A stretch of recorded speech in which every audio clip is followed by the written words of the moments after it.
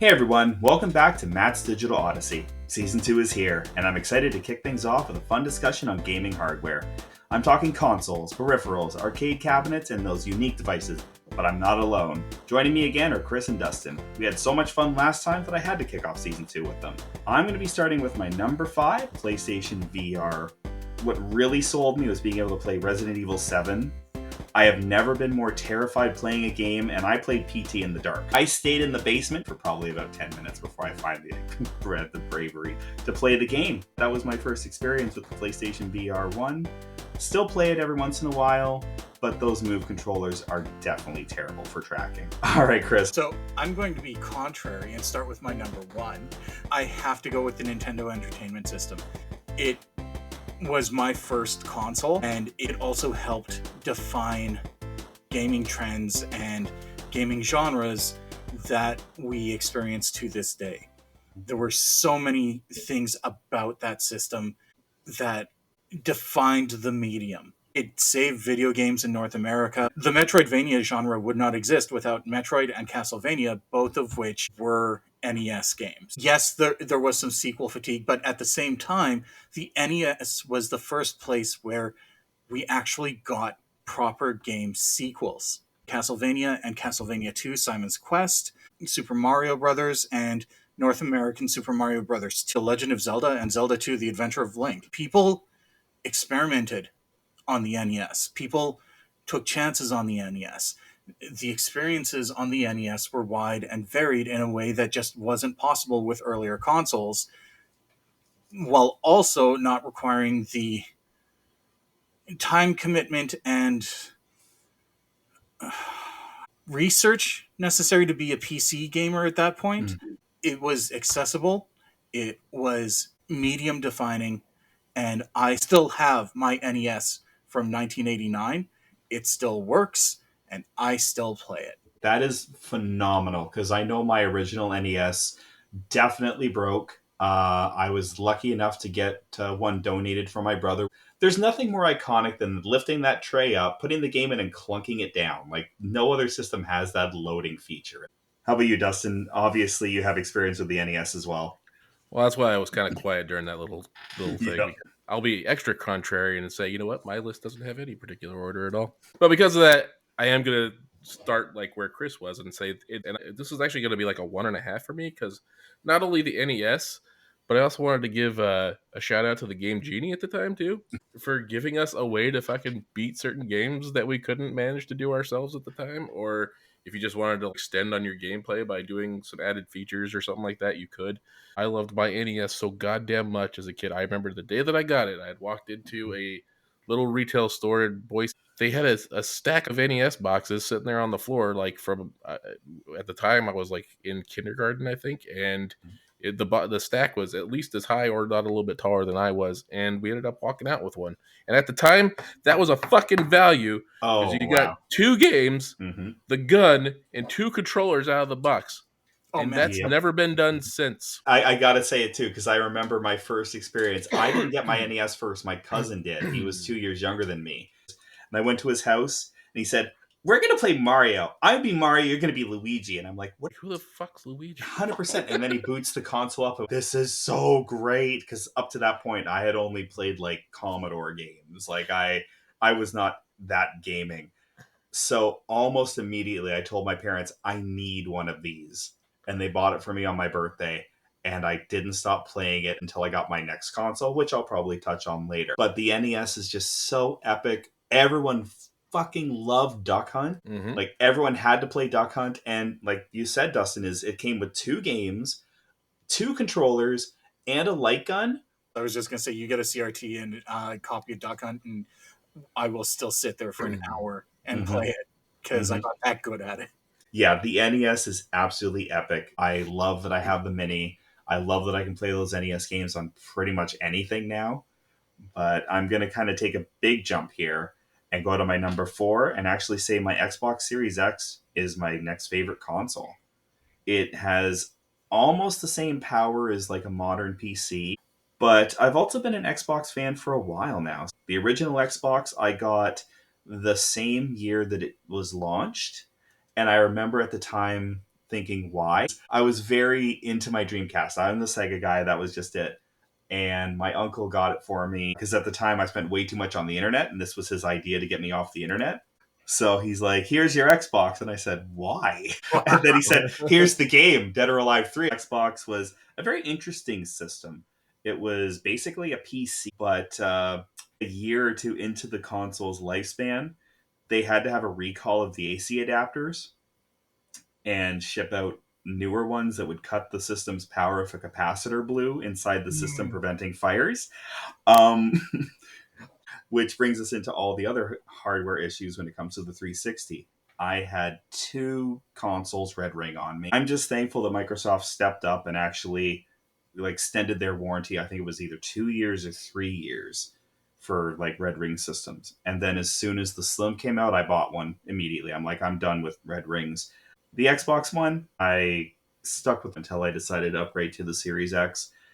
And the reason I have to say it's my favorite is because even though it's not a large library of backwards compatible games, I can still pop in a lot of my original Xbox games, Max Payne or the Dead or Alive series, and still play them on my modern TV, upscaled to 4. The same with a lot of 360.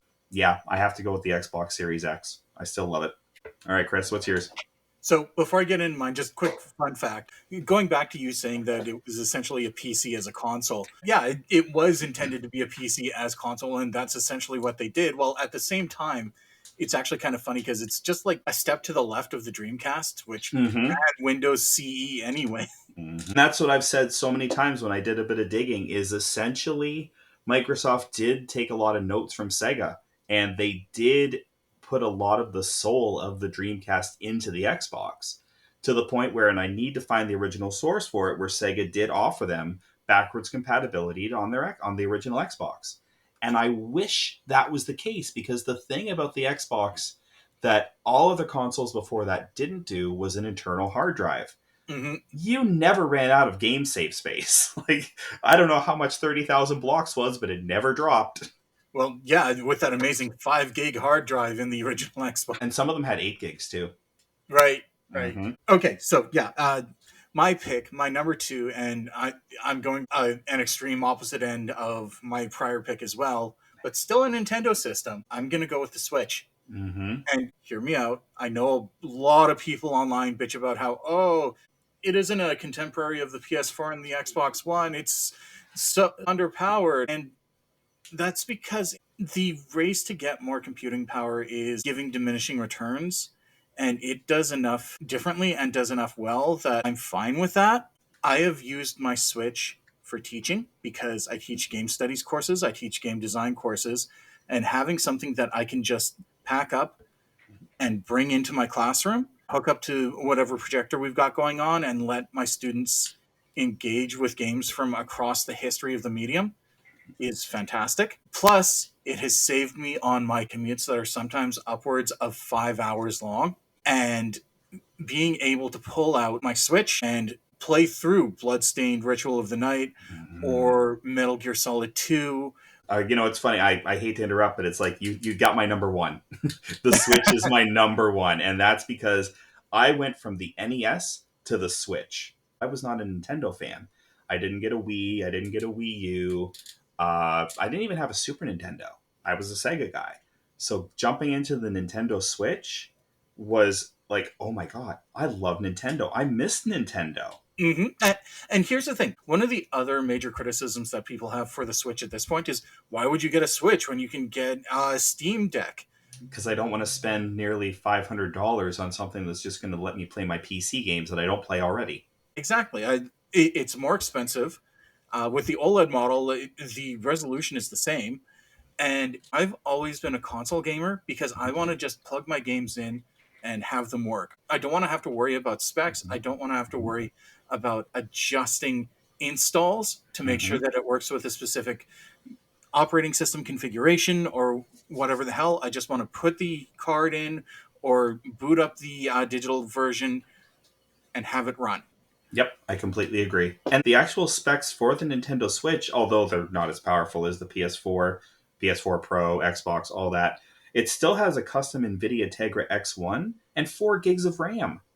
Yeah, exactly. And Sure, the hard drive isn't that big, but I've got a 500 gig SD card in Yep, mine right now, me too. and it's doing me just fine. I'm like, oh, do I really want Wolfenstein Youngblood that takes nearly 10 gigs off of my system that I'm not going to play it? That's okay, but there's so many smaller games. The great thing about the Switch is you have a lot of games that were on the Wii U that people didn't get to experience, but you have games from every single generation. You can play so many old school games on the go. And interestingly enough, there are console specific releases for the Switch in terms of legacy games as well. Like Mm-hmm. the M2 Sega Ages releases, Oh, they're so great. and they're Switch exclusive. I love that I can play those classic games. Another great thing is all the accessories for the Switch. I have an old school NES controller. I have an old school Super Nintendo controller made by Epido that has like force feedback and analog sticks. They put out a kit that let me take a broken N64 controller and let that play on my Switch. Mhm. And at first, I hated the thought of having to pay for Nintendo Online to get all those classic games. But because I'm playing Mario Party online all the time, playing Mario Kart online all the time, the fact that I get all those classic games as a bonus is pretty awesome. I just wish I could have actually bought them. And Nintendo kind of set the precedent for that too, because Yeah. PlayStation now has like their classic library that you can pay the extra monthly for if you want as well. If you actually purchase some of those games on PS1 and some PS2 classics, you can download them on your PS5 and your PS4 without having to pay for the PlayStation Plus. Yeah. All right, hold that thought again. I don't need PS Plus to download those games. So essentially, if you purchase some of these games digitally, not all of them, but some of them, you'll be able to play them without having to buy PlayStation Plus on those modern consoles. Yes. So games like Siphon Filter, Tekken 2, if you purchase them digitally previously, then you can actually just play them. You can also go on your PS5 or even the PS4 and purchase them. Usually they're $6.99 or either $14.99, but if you want to play the game on your modern console, it's nice to be able to do that without having to pay for the subscription. Yeah, but just the idea of that has been nice, regardless of taking away backwards compatibility along the way. I've said it multiple times. That is the reason I didn't get a PS5. I was ready to pull the trigger. I heard rumors that it will play PS1, PS2, PS3. I went, all right, that's all I need. I will buy that system, no problem. They said no. I said, okay, I'm waiting for Xbox. That, and there really isn't anything this generation that just jumps out at me and goes, I need to get a system for this. Mm-hmm. There are too many games as service. A bunch of the stuff that's been released has also been released for the older systems. Like I said, diminishing returns on increasing power, and nothing screams system seller for me. Like, I'm interested in the Series X, but there's nothing that's like, I need to get a Series X right now. I need to get a PS5 right now. And that's the problem. The consoles are so expensive. Like, I remember, I think I had to pay $600 for my Series X when it first came out, and that price has since gone up. The PS5, I gotta admit, was tempting. I nearly bought one. I was really close. There are some of those exclusives, like, I really want to play Spider-Man 2. It's on PC now. Yep. I can just buy it on PC. Yeah, and, like I said, I'm a console gamer. I want stuff to just play, but at the same time, I can't justify it. Yep. I was already committed. I was already going to buy a new console. It was either going to be the PS5 or the Series X. I'm happy with my choice just because of the backwards compatibility, being able to play all of those upscaled games. But it's true, there's nothing that is like a system seller for either of those big consoles. The Switch, there are at least 7 or 8 system sellers. Mario Odyssey was the main reason. I saw that game, I need a Switch. I want this game. And then I played that from beginning to end and loved every fucking second of it. The Switch is the only one of the current systems that has actually gone down in price. Because keep in mind that the PS5 and the Xbox Series have been out for 5 years already. There have been no price drops. That's unheard of. Yep, it is. And no bundled games or anything either. Yep. Even the anniversary edition of the PlayStation 5, no bundled games. You had to buy the anniversary edition disc drive separately. Yeah. That's not entirely true. When I bought my PS5, it came with Horizon Forbidden West. Was Well, okay. So I have an important question. Was I it a think there was digital? also a one that came out with there's one that came out with Spider-Man. There's also one that came out with Yeah. God You of know what? War. you're You right. are You're right. right. There are ones that They were an extra actually $50, but they came with here's it. now that touches on something that made me angry. Is most of the time those bundled games are a digital code. So did you get a physical copy It or was was a it an digital actual digital? code. Yeah. It's a digital only system. So it came with the code. I don't know if the disc versions came with a disc or not, but mine did come with a code, a little scratch card. That feels so cheap though. Like, I mean, granted, I'm such a physical person, and it's like, I don't think I could get an all digital console. Like, I understand the reasoning to save a little bit of money if you're not going to play discs, but that goes back to my back catalog slash collection of classic games that I want to at least play once in a while. Yeah, well, here's the thing. PlayStations they eased up on their expandability too. So I also about 6 months after I got it, I also bought an 8 terabyte hard drive to go slap into it.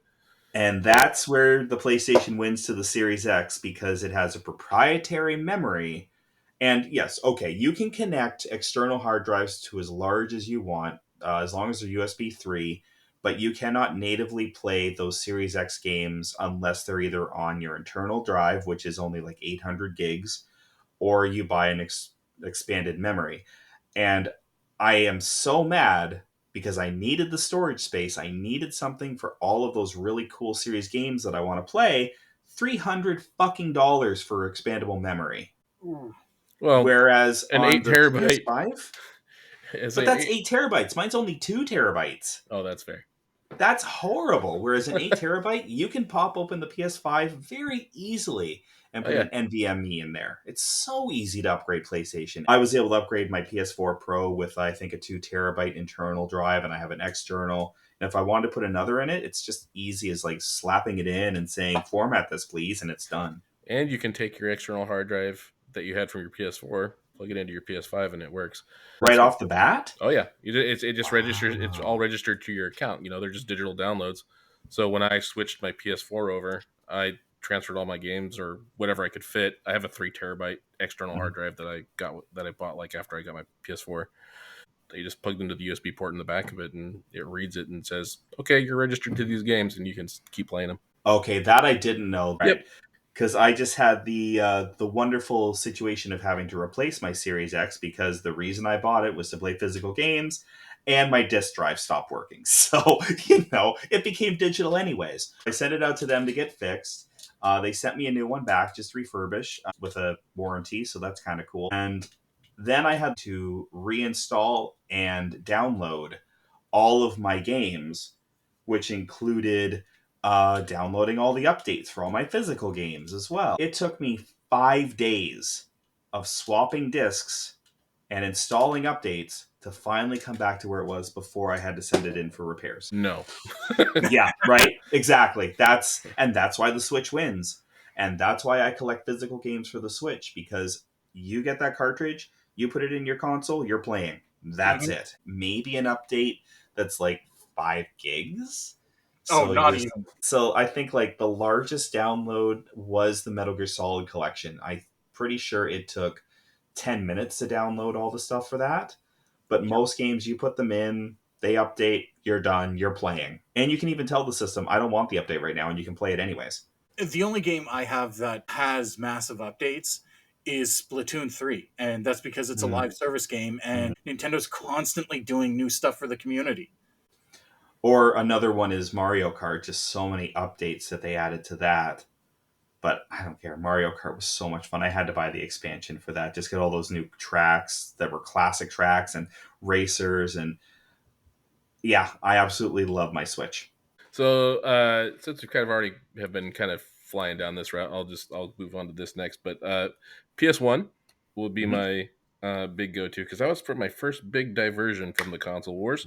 I have a fun story about how I got my first PS1 when I was 13 years old. At the time, I really wanted a Sega Saturn. Like, I really wanted a Sega Saturn because I was a Sega fanboy. I had the Sega CD, I had the Sega Genesis. I never got the 32X, but apparently I wasn't missing too much. I can talk on that, but continue. But the Sega CD was super cool to me, and I was like, well, if the Sega CD was cool, the Saturn could only be better. And I had even rented one up to that point. So I was like, I was kind of sold on wanting a Sega Saturn at that point. So we went to our local Fred Meyer at the time and went to the electronics section, and I was like, I want a Sega Saturn. And the guy behind the counter looked me dead in the eyes and he said, no, you don't. That guy was wrong. I was like, what do you mean, no, you don't? And he's like, have you heard of the PlayStation yet? And I was like, I'd heard of it, but I don't know Sony as a game developer. I don't know what the hell they even bring to the table. Whereas like Sega is like an established brand for I 10, 15 years at this point. I would have looked him dead in the eye and said, I'm a Sega fan. Fuck you. Give me my Saturn. Well, at the time though, I'm glad he did. I'm gonna be honest. I'm glad he did, because he's like, I'm gonna show you the PlayStation and you can kind of make your decision from there. Mm-hmm. And he's like, this is what it can do. It's better, faster, stronger. It was the same price as the Saturn at the time, give or take. And he sent me home with it, and I ended up getting Mortal Kombat 3 Ultimate Edition and Resident Evil as my first two starter games. Those are good starter games, yeah. And I was basically sold for life on PlayStation at that point. And I was like, oh my God, this is it. This is going to be me for the next however long this lasts. And I've always been a PlayStation fanboy at this point. So that moment with my PlayStation 1 and just kind of that whole story leading up to that point was just kind of like, it set me on a different direction, you know. And much like you guys, I've never been much of a PC gamer. But I've always been a console boy, and PlayStation was the basically new route I had gone. NES was like my only real Nintendo situation at the time. I diverted from NES over to Sega Genesis was when it came out, and I never owned a Super Nintendo when it was at its height. So yeah, I've always seemed to like, I guess, divert from whatever norm there was at the time for whatever reason. But yeah, PS1. It's kind of been my guiding light ever since. I will say this, because I owned a Saturn, and I'll probably touch on it in a bit too, because I fucking love my Sega Saturn. There were so many games that I was ridiculously happy with. But when I did get my PS1, it did feel like magic. Like there was just this like feel to it. Mm-hmm. Putting in that demo disc and starting to play games like I had the demo for Metal Gear Solid. I had the demo for Legacy of Kain. These games that are still such staples of my gaming history. And it all started there. Now, I got mine when the DualShock was bundled with it. Packed with demos, packed with videos. And just it did have this very unique feel to it. Like it's hard to describe like the difference between what the Sega Saturn was and what the PlayStation was. Like you pop in a memory card, you have all these little icons dancing in front of you, whereas with the Saturn you have to go like an actual like PC route of memory management. The PS1 really did set a standard. Oh, and in the absolute history of iconic boot up tunes, like oh my god, PS1 is like the OG. Like that is the most, to me, the most iconic boot up sounds. Maybe that's the magic, but the Saturn startup was also very similar for me. I miss startups. Like they're very bland right now. The PS4 had one that was really cool too. It was like an orchestra starting up. Mm-hmm. No, that was the PS3. That was super cool. The PS3 did, and the PS4 did. Yeah, I think they both. Oh, maybe you're right. PS3, I think, is where PS3 started with it. It was a nice little startup. I mean, my favorite startup of all time is the PS2. Like, just so epic, so cool. And finding out that whatever your save files are, how much space they're taking, are the towers when it boots up. Mm-hmm. It's those little details that are great. It really is. Although never fall asleep. Never fall asleep when the original Xbox is on, because you're going to have the weirdest nightmares of all time. Like, what is happening to my machine right now? So yes, I absolutely agree. The PS1 is an amazing system, great games. That controller is so good that they only really modified it up to the PS4, and even then it really wasn't modified much. Okay, since you touched on it, back in the day I wanted N64 the most. I begged my parents. They said no. Absolutely not. It is too expensive. So I went out and I got the 32X. It was on sale at a Zeller's for $30. Oh. And I said, yep, I have a Genesis. and I absolutely loved that 32X. I got games like Virtua Fighter, which is still the best version of Virtua Fighter in my opinion. It's better than the Saturn version. It's definitely better than the Genesis version. Star Wars Arcade, which was really, really fun. And Doom, because I bought Doom on everything. So the 32X was, all my friends were like, I have an N64. I'm like, well, I have a 32X. And that's immediately where conversation stopped. So I loved my 32X. I don't care. It looked like a weird ass growth on my Genesis. I don't care. It had great games. And that leads me into what Dustin was talking about is the Sega Saturn. And I went, I want a Sega Saturn. And I remember, once again, my parents were like, you're old enough to buy your own stuff now. I had a collection of Goosebump books. I sold them to my brother for $200. Ironically, he gave them back to me last year. And I went out and I bought a Sega Saturn used. And it came with Virtua Fighter, Virtua Fighter 2, Virtua Cop, Daytona, and a demo disc for like $200. And I loved the shit out of my Sega Saturn. I rented so many games. When Blockbuster had their liquidation of Sega Saturn games, I was buying them left, right, and center. I had Doom for the Saturn. I had Knights. Here's the thing. Doom for the Saturn runs like garbage, but its soundtrack was so good. Yeah, okay, fair. See, the Saturn version had that really weird atmospheric music, and I went, oh. The Aubrey Hodges stuff, right? Mm-hmm, exactly. It was really, really cool. I still love Knights. Like, I can play that anytime now. Oh, especially around Christmas. I still need to get a copy of Christmas Nights. If you have the remaster that was released for the PS3 and 360, it has Christmas Nights bundled with it. If you set the internal clock like a week before Christmas, it automatically unlocks. Oh, that's amazing. I didn't know that. Oh, I am going to change my settings and play some Christmas Nights. Yes. All right, Chris, what's your next gaming hardware? So the thing is, both of you covered the options that I was considering because I was torn between either the PlayStation or the Saturn. Mm-hmm. And you both chose them. So right. But, I mean, hey, if you want to touch on both, you can totally do that. Okay. I have had a weird love affair with the Sega Saturn. I rented it when it first came out. We had a weekend sleepover where all we did was play D and Daytona, and it was fantastic.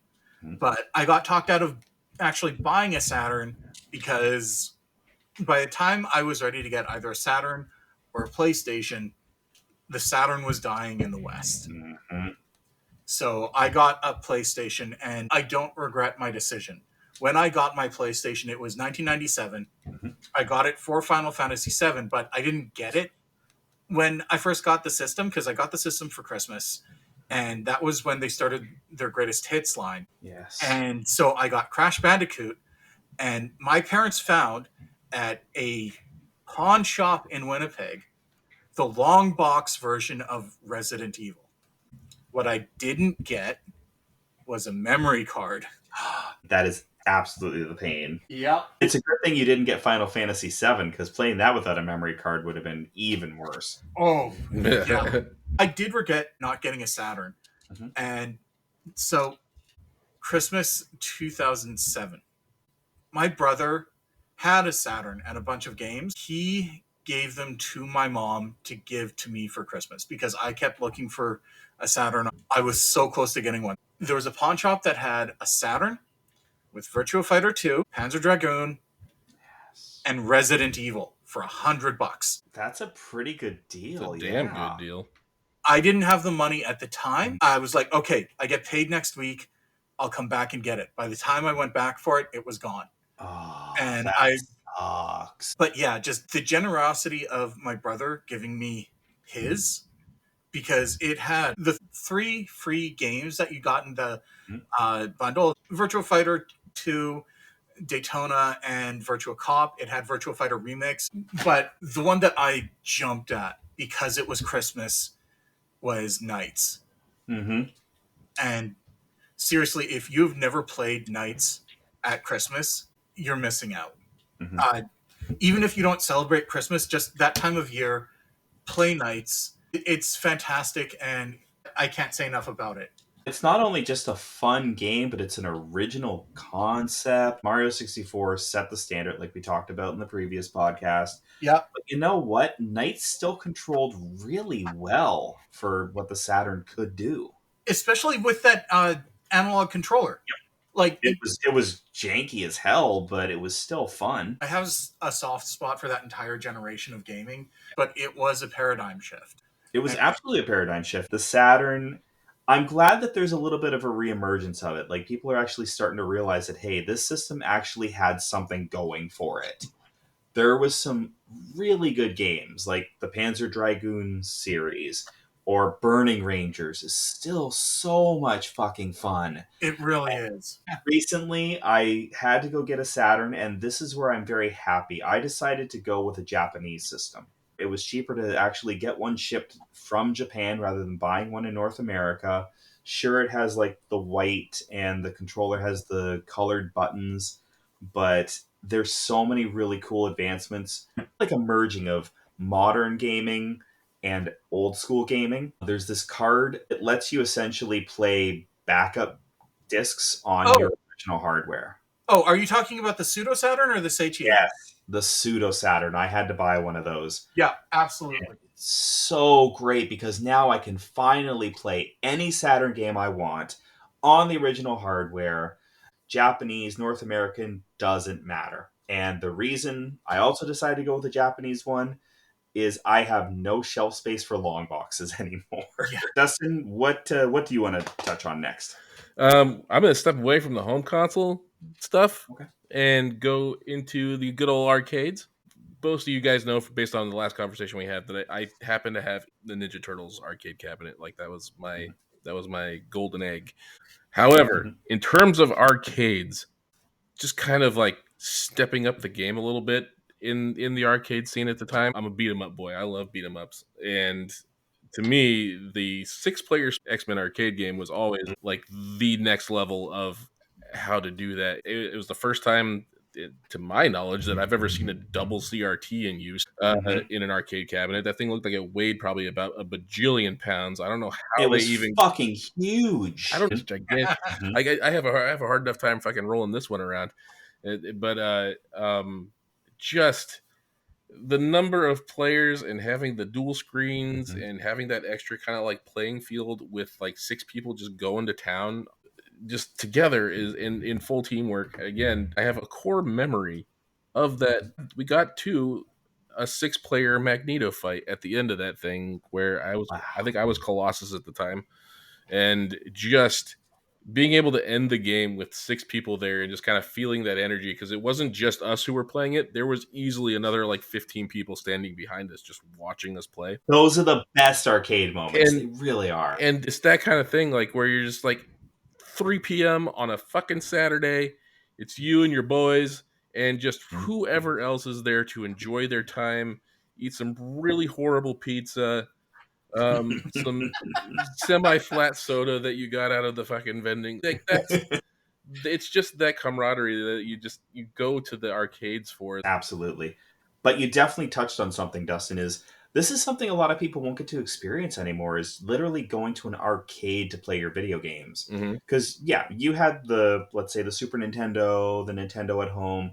They were fun games, but the arcade was just magic. There was this beautiful game in front of you, the tracks that every single one of them had that are basically yelling at you to play them. The lights are flashing, and it's be like, come over here and play this game. And you're just like, okay. Wander over and waste like hundreds of dollars in quarters. And the one that I frequented the most, and I'm so sad that it's been closed down, but it really got dilapidated at the end there, was Palladium Sega City in Mississauga, Ontario.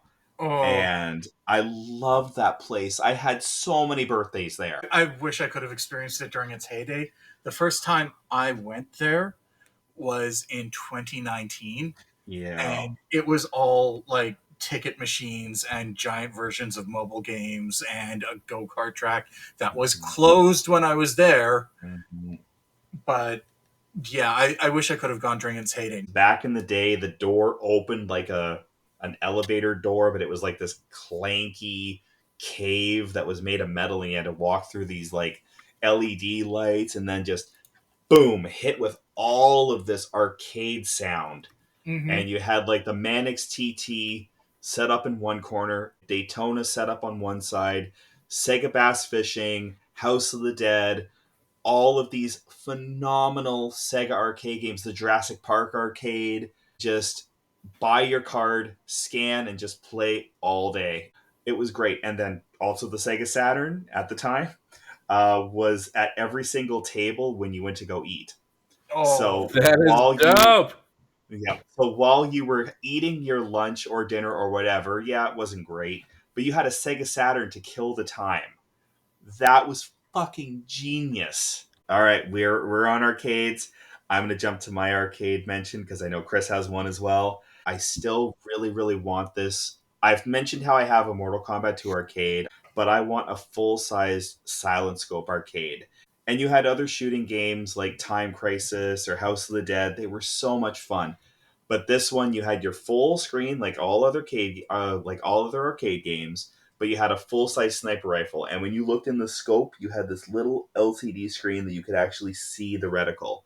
And I remember thinking, this is peak arcade game. I need this. Like you said, Dustin, is like, I'm a kid. I can't afford to buy this. One day I'm going to buy this. Mm, So one day I'm going to buy that arcade system when I have the space for it. do it. That's Right? all I'm saying. I'm going to Fucking do it. I don't. One day I will, and I will buy a Silent Scope arcade machine and put it in my basement. My favorite shooting arcade games were Terminator 2 and Revolution X. Both great games. Oh. Absolutely. I will say you're going to go with Revolution X over Aliens. I like Aliens, but I was also a huge Aerosmith fan at the time, so it has a little bit of a like the extra half point that might tip it over. I also don't think I really ever played Aliens, to be honest with you. Oh, Ooh, Aliens Arcade. Yes, absolutely fun games. All right, Chris, I know you're itching to talk about an arcade system. You've kept it secret. I need to know. okay. So you've talked about the mainstream ones that I absolutely agree with you, both of you. There's one that I actually use in my classes to talk about both the interface and the fact that games can simulate anything. Mm-hmm. It is a South Korean arcade cabinet. Oh, God. It's a game called Boonga Boonga. You watch your mouth. And it is a proctology arcade game. I know what you're talking about. I've seen it. Yes, Yeah. I've seen pictures. The cabinet has a rear on it, and the controller is a giant hand with the index finger pointing out. And you are supposed to use the controller with the rear end on the cabinet, and you get feedback because there's a computerized face on the front, and you are probing rectums. And it is hilarious. And every time I show it to students, I get the "this can't be real" reaction. It is. It is definitely real. It absolutely is. And so it is one of my favorite things just because it is so goddamn ridiculous, but exists. I can't even be mad at it just because like I know that there's other things out there too that are like 10 degrees worse or better, I guess, depending on that. None of that is as public as Boonga Boonga. That's fair. No. I wish we had arcades. They're never going to have that magic of being able to play a rectal game. So I'm going to go with my number 2 because we already touched on the Nintendo Switch. Is my all-time second favorite hardware is the Sega Dreamcast. I talk about it all the time. It's such a console that was ahead of its time.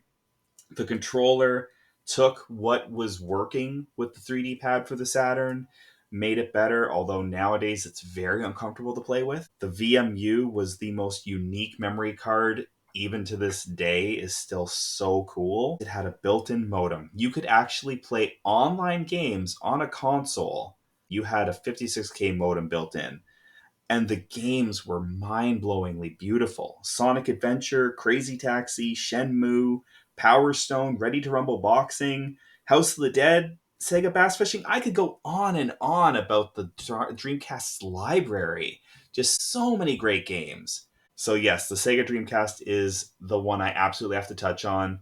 And once again, merging that new technology with old school technology, you can go out, get a GDMU, just put all your games onto an SD card and run them natively on your Dreamcast console without using any moving parts. Oh, I have one set up. It's so amazing. I need to do that because I am worried about my Dreamcast's disk drive at this point, and That's usually what goes on them first. My first Dreamcast, because I've had 3 in my lifetime, and my first Dreamcast would only boot games if it was upside down. I was gonna say, I think some PlayStations had that issue too.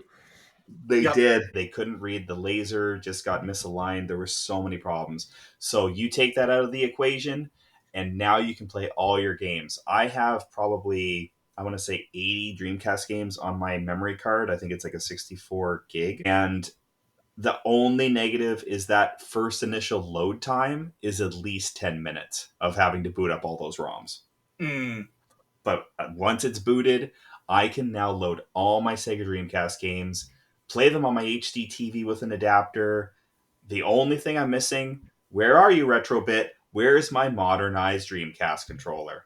Yeah, they announced that, didn't they? And it still hasn't come out. They partnered with Sega to make official controllers. They have them for the Genesis. They have them for the Sega Saturn. They announced them for the Dreamcast. They haven't come out yet. It's this beautiful little box, and the games on the Dreamcast are just so magic. All right, Chris, I can go on the Dreamcast forever. What's your next? Okay, so I went with 3 consoles, an arcade cabinet, and now I want to go with a peripheral. And weirdly enough, this is one that I never owned because I didn't have the money or the space for it, but I did get to try it once, and that is the Steel Battalion controller for the original. Oh, yes! 43 buttons, 2 pedals, 2 joysticks. It was massive. It was insanely massive. I've only ever seen it on sale at Best Buy once. I played it once at an internet cafe. I still want it, but now it's more expensive than it was when it came out. It's something like $500 at this point. And I understand why. Oh, yeah, it's so in-depth. And it just makes me laugh when they tried to do Steel Battalion for the Kinect, and it's like, that did not work at all. Yeah, no, that was a non-starter right there. Yeah. There was a tactical nuke button, if I remember correctly. You had to actually like lift the plastic protector to push it. Yep, and the self-destruct. In order to, if you were in danger of losing the game, you had to hit the eject button. Otherwise, once your mech blew up, your game was gone. As in, it erased your save game. It was brutal. It was brutal, and it was beautiful. It is one of my... I hate the term grail pieces, but it is a grail piece for me. No, there's no other term for it. It's one of those things that needs to be in your collection because it's so... Wow. Like, yes, I want one of those. There's no way to emulate that. You need the full experience with the Steel Battalion controller. It's 3 feet wide. Holy shit. Yep. It is huge. It is huge. I'm looking at it right now. All the buttons. That's one of the reasons to have an Xbox. There's your reason. Yeah. Like, people have driving rigs with Thrustmaster wheels for racing games, and this, I guess, literally blows it out of the water because of the ordnance buttons. But yeah, this is a driving rig for nerds like us. Yes, absolutely. That's amazing. Right? I'm sitting here looking at it. It looks like it should be like a part of an arcade. Like they just ripped it off and then just said, here, use this. Yeah, it reminds me of the sit-down cabinets for stuff like Afterburner or Star Wars Arcade. Exactly. Star Wars Arcade's a really good comparison. But yeah, I want it so bad. Yeah, me too. And I remember seeing it at a game store. It was pretty expensive at the time, too. It was $200. Yep. But I still passed on it because I'm like, where am I going to put it? All right, Dustin, what would be your next hardware that you need to talk about? Well, we've been digging around the analog and the digital, but we haven't really dug around much with the pinball. I'm going to specifically shout it out to the Monopoly pinball machine that was at the BSU campus in 2001 because I had a secret love affair with that goddamn machine, and it was in the student union building. And of all the pinball machines that I've played, that one specifically took me for every goddamn... It may as well have been a stripper because I got nothing. That's why there was a love affair. I got nothing in return out of it except for just like 2 hours worth of enjoyment. And then I would go back and I'd keep playing it. And then one day we went on a family vacation. The cabin we rented was from a friend, and they, as a vacation home, had that goddamn Monopoly pinball machine in the rec room. I did not leave that room for hours. I was like, she's back. She does love me. Here, hello, Mrs. Robinson playing in the background every time you see Yeah. it. Yeah, exactly. But like pinball as a medium is like totally underrated. Well, that gets to my last thing that I wanted to touch on. I mentioned it before. I have a custom built Mortal Kombat 2 arcade cabinet. It's a little smaller than an original, but it has the brain of a Raspberry Pi 4. So it looks like a Mortal Kombat 2, but it can emulate everything. Mm-hmm. It's got the LCD, it's got the actual marquee. I put LEDs inside the marquee with voice control so it can be whatever color. So it's kind of that blend of modern technology, old school technology coming together, allowing us to play some of these classic games. All right, Chris, what is the last piece of hardware you want to touch on today? I have to go with the Thrustmaster steering wheel. Nice. I have one for my PS3 because found it at a thrift store for $15. Nice. Yeah, and this was back when they were still $300. It's got the full force feedback, the stick shift, the 3 pedals. Nice. And yeah, you can say steering wheels in general, but this thing actually feels like it was taken out of a high-end car. Mm-hmm. And it makes a night and day difference when you're playing any racing game. It gives the feeling that you are actually driving. It's just amazing. It's funny that you mentioned that. I mean, I have a slightly better deal for the steering wheel I have, but I'll get into that in a minute. The first time that you play an arcade game and that steering wheel starts to fight you, you go, oh my God, I'm never going to be able to replicate this at home. And then they put out those amazing steering wheels. So the one I have is the original one that came out for the Xbox 360, whereas it doesn't really have that force feedback slash fighting you feeling unless it's plugged into an AC adapter. Then it does. It's like you're playing in the arcade. I got it for free because I was working at Starbucks at the time. We were in some really fancy building on Front Street, and someone threw it away. You're damn right. I'm taking that home with me. The pedals were there. The only things that were missing was the power adapter and the cable that connected the pedals to the steering wheel. And all that was just a high-end phone cable. Okay, that is a pretty good deal. Right? That's probably my best find I've ever had. All right, Dustin, what are you going to leave off on? What's your last piece of hardware you want to touch on? So what I'm leaving off on has a very unique history. It's something that I personally owned for about a couple years. I ended up selling it just because I didn't have the room for it. But what I thought was an old Tapper arcade cabinet, specifically the Budweiser one, which apparently has a limited run when it was released because it was built for bars. And then there was the root beer one, which was kind of more the family friendly version.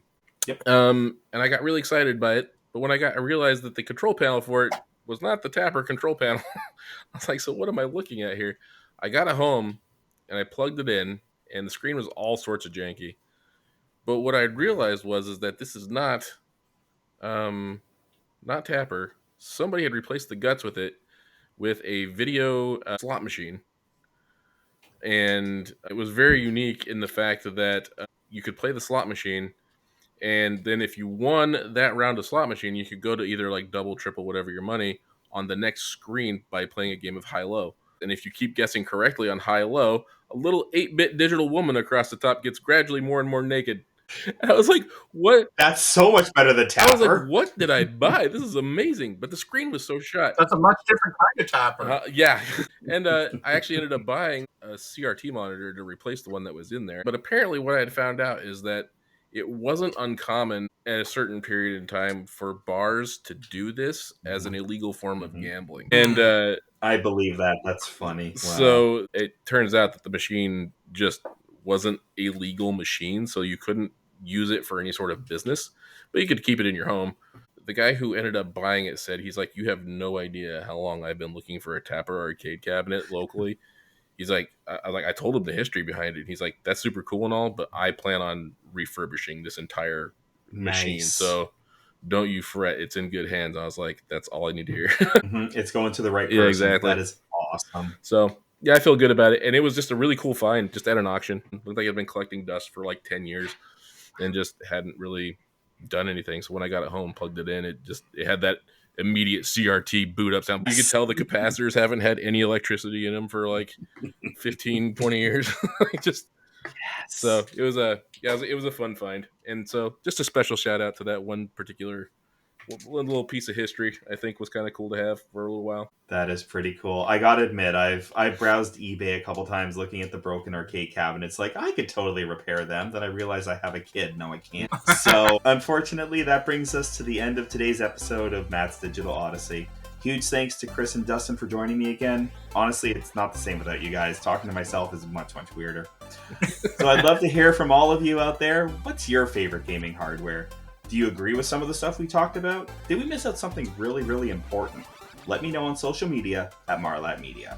And don't forget to subscribe so you don't miss the next episode. I'm not exactly sure what it's going to be yet. I have a few topics on the table. So until next time, keep exploring, keep dreaming, and I'll see you on the next Odyssey.